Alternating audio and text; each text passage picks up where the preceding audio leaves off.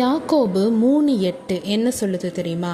நாவை அடக்க ஒரு மனுஷனாலும் கூடாது, அது அடங்காத பொல்லாங்குகளுக்குள்ளதும் சாவுக்கேதுவான விஷம் நிறைந்ததுமாய் இருக்கிறது. இந்த வசனம் 100க்கு 100 உண்மைதாங்க. நம்ம ஒரே இந்த அது ஒரு பெரிய நெருப்புக்கு சமமாக இருக்குது.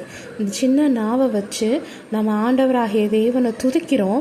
நல்லா துதிச்சு பாடி சர்ச்சுக்கு போயிட்டு அவரை துதிச்சு அவரை மகிமைப்படுத்தி எல்லாம் பண்ணிட்டு சர்ச் முடிச்சுட்டு நம்ம வீட்டுக்கு வர்றதுக்குள்ளே ஒன்று நம்ம பிள்ளைகளை சமைக்கிறோம், இல்லை பிள்ளைங்க நம்மளை சமைக்கிறாங்க அதே வாயை வச்சு. இல்லை இது இந்த துதித்தலும் இந்த சபித்தலும் இந்த ஒரே வாயிலிருந்து புறப்படுதில்ல.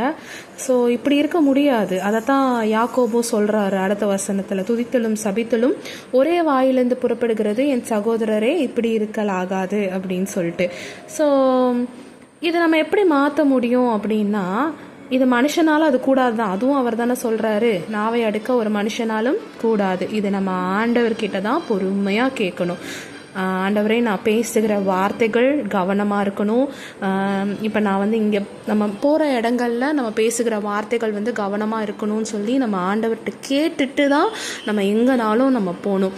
அப்படி போகும்போது அங்கே நம்ம ஆண்டவர் நம்ம மூலியமாக பேசுவார் மற்றவங்க கிட்ட. அதை நம்மளே ஒரு சில நேரங்களில் உணர்ந்திருப்போம். நீங்கள் அப்படி உணரலை அப்படின்னா நீங்கள் ட்ரை பண்ணி பாருங்கள். நீங்கள் எங்கேயாவது வெளியே போகும்போது நீங்கள் ப்ரேயர் பண்ணிட்டு, என்னோடய வாயின் வார்த்தைகள் கவனமாக இருக்கணும், யாரையும் அதை புண்படுத்தக்கூடாது, யாரையும் நான் சபிச்சிடக்கூடாது அப்படின்னு சொல்லிட்டு ப்ரேயர் பண்ணிட்டு போங்க. கண்டிப்பாக உங்கள் சிச்சுவேஷன் மாறுதலாக முடியும். உங்களுக்கு அது பீஸ்ஃபுல்லாகவும் இருக்கும். ஆமேன்.